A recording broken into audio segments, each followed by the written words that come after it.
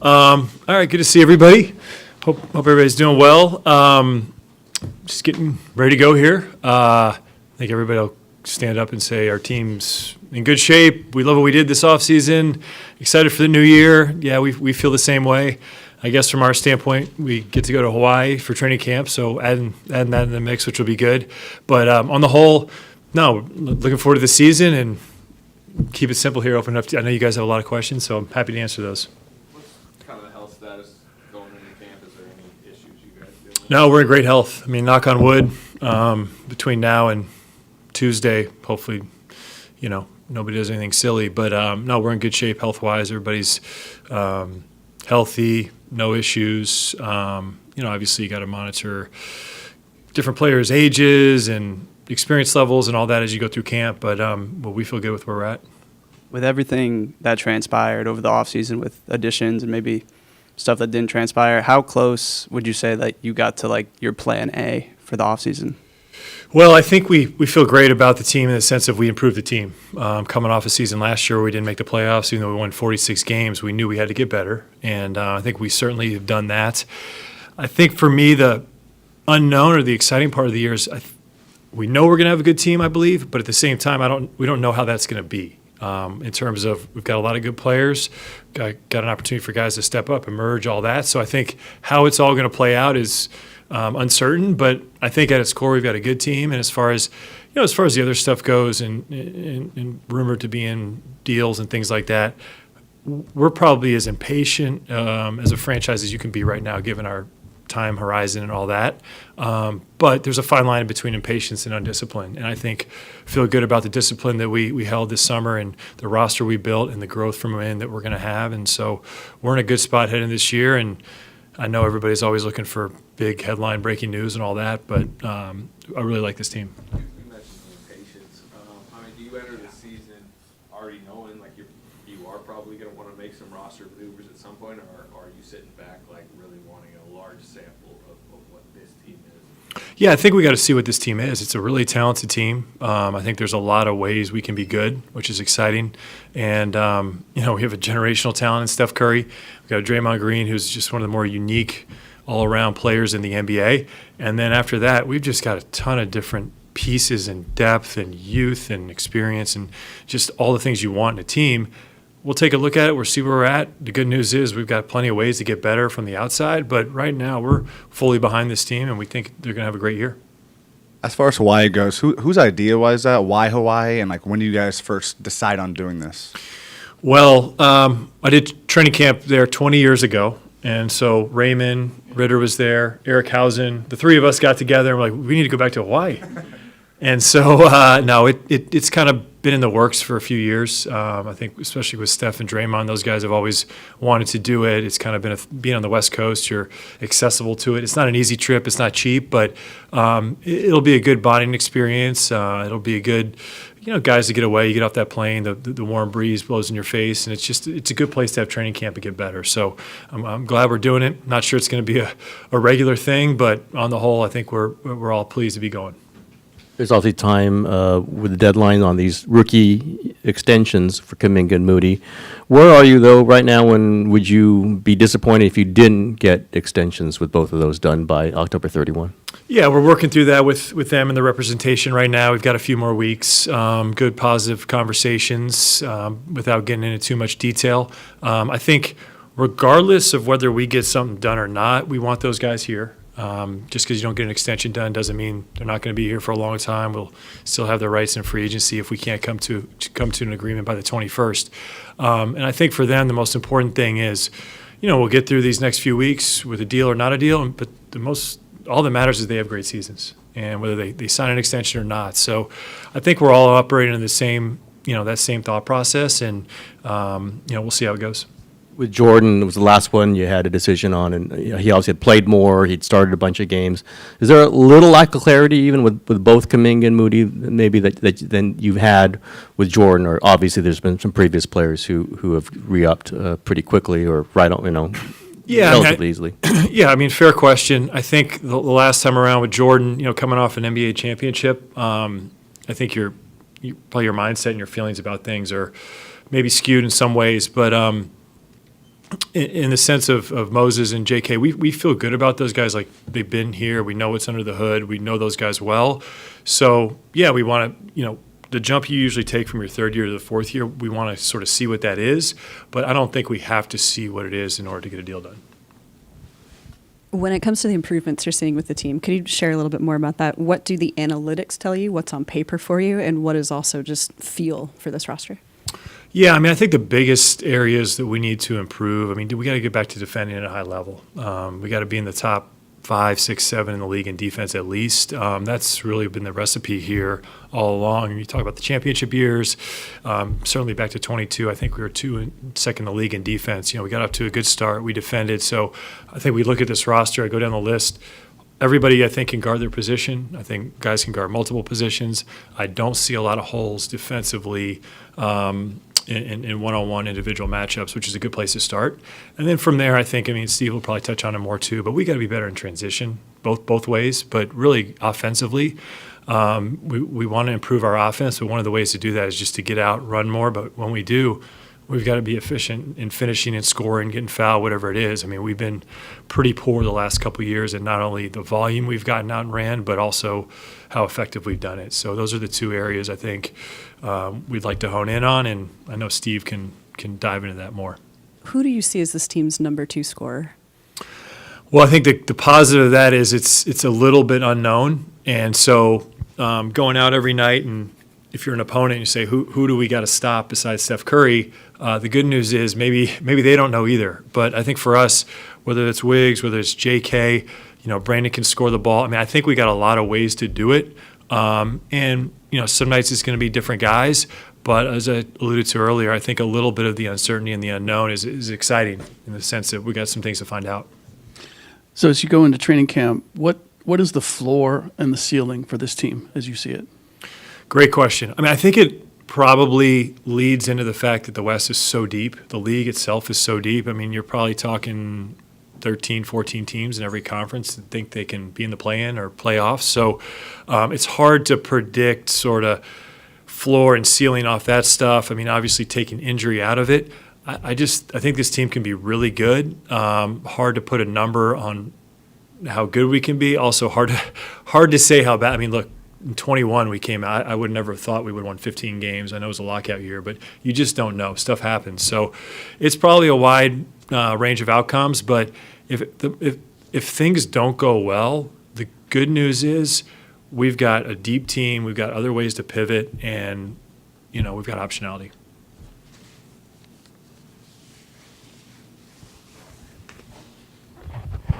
Yeah, just what's your sense of where Andrew Wiggins is at, entering this year? Obviously kind of a big season for him, and I know obviously he had a personal tragedy recently. Just what's your sense on where he's at? I think he's highly motivated coming off of last year. I think he'd be the first to admit didn't have his best season, and we've been in the gym all summer.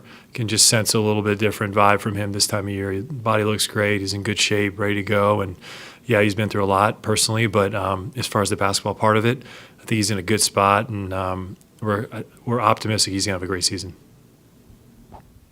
One of the reasons that you guys finished where you did last year was Draymond's availability during the season. Have you seen him taking strides this offseason to maybe give you confidence that that won't be an issue this year?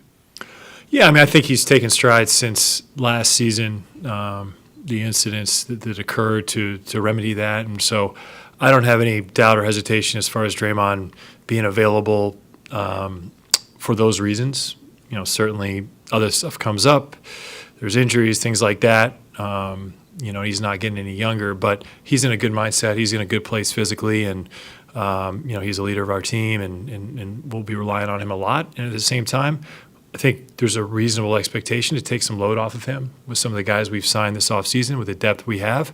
Hopefully we're not putting too much on his plate. It's a long season, and all these guys, you go through a lot. But I think from Draymond's standpoint, having the depth to be able to afford if he's playing less minutes one night or missing a game or whatever, I think we can withstand that. I don't think we've talked to you since Steph did sign the one-year extension. I'm sure there's furious negotiations going on with that one. Just how comforting is it to know that he did want to go another year, that he does believe in what he's seeing? Were there conversations about that? Just was the way that all worked? Yeah, I mean, I think anytime you have an opportunity to sign extend Steph Curry and have him here longer with our organization, it's a no-brainer. And so we've done that, and I think it comes with an agreement that we'll continue to push the envelope and try and win at the highest level. And, honestly, that's probably not going to change whether Steph's here or not. That's just the makeup of Joe and our ownership group and the entire organization. So, he's probably he is the greatest, call it, face of the franchise, really in all of sports. And so to have him here, and, you saw what he did in Paris, you've seen what he did in different moments in this building. I think for all of us to appreciate it, come out, view it, watch it, enjoy it, because you don't know how long these things last, but we're thrilled and excited to have him here for at least 3 more years. Mike, you mentioned just depth and optionality and all of those things. A lot of that, do you feel you guys, though, need to have a little bit more of an urgency? Sometimes those things have a tendency to take time through a season to figure out.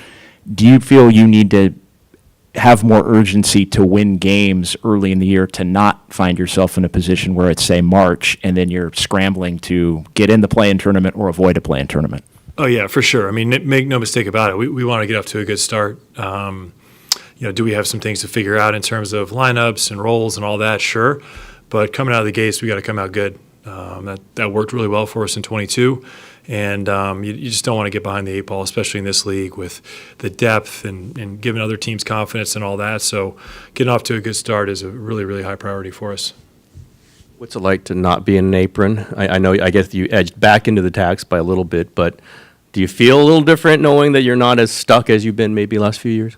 Yeah, I mean, I think overall we do. I mean, when I look at the payroll spend and our revenue and all that, yeah, we feel better about that. That's good. We do have this first apron, though, that is a little bit inhibitive in terms of our roster spot. So I don't want to say we're clean and free. It does impact us a little bit still. So these new rules we're all kind of getting used to and adjusted to. Yeah, it's nice not to be super deep in the tax and just out of control. How flexible do you feel to make an in-season trade? And I guess the apron that you talked about, how much of an inhibit do you feel that will be? And then, do you plan to be aggressive? Yeah, I mean, that's the deal here. You're always looking to get better, improve your team. I think we've got a lot of ways to do that. We've got a lot of good basketball players, and then on top of it, we got most of our assets. So we got ways to improve. We'll be aggressive. That's kind of always been the deal here, at least as long as I've been here. So does that mean we're definitely going to do something? No. I mean, we were super aggressive last year around the deadline, didn't do a whole lot. So you got to have a partner. Making deals in this league can be tough, but the effort, the urgency will always be there. So there's the narrative out there that you guys need to do everything possible to maximize Steph's remaining years to play for championships. How much conversation do you have had to have with him to sort of share the vision of what you're trying to do and make him and everybody comfortable with the idea that you're actually trying to do that? Yeah, I mean, we have a lot of dialogue about it. I mean, we unequivocally are trying to, maximize, his greatness, Draymond's greatness, and all the resources that we have. So those conversations are really positive, productive. They know the drill, and we'll keep pursuing that. But as I said before, there's a level of discipline that you have to have, and not gonna. There's no point in going all in to be, slightly above average. When you go all in, you got to feel like you're all in. So that's how we'll kind of judge and evaluate things, and we'll see what's there. So I guess that's the part I should have said is with the reality of the cap and a lot of the new rules, there's what you'd like to do and then what you're able to do in a sensible way. How much do you have to get into the details, or have you gotten into the details to explain that to Steph or anybody else who wants to know exactly how hard are you going? Yeah, I don't think any of the decisions lately have been related to being inhibited by spend or cap or apron or any of that stuff. So fortunately, it's not a lot of salary cap mechanics discussion with those guys. It's just straight up, does this player or players make us better if we're losing these players, and what does this do with our assets and all that? So they're good conversations in the sense they're mostly about basketball and improving our team. I don't have to cover too much on limitations as it relates to Joe won't spend this amount of money, because I've never heard him say that. Could you, just really quick, could you walk us through the decision-making process with signing Plowden to a two-way deal and then waiving him? Yeah, he was part of our program this summer league. Really liked what we saw out of him. Our G League scouted him pretty well throughout the prior couple of years, knew him in college, brought him in, had a really good summer league, and was part of our player development program this offseason. And when it came time to figure out a roster spot, whether it was a two-way or a full 15-man roster spot for Quentin, we came up a little short and had to make room for that, and he was the guy we decided to waive. Doesn't mean there's a possibility that we wouldn't bring him back along those terms or something, but right now, because you're only allowed to have 3 two-ways, we had to make a decision.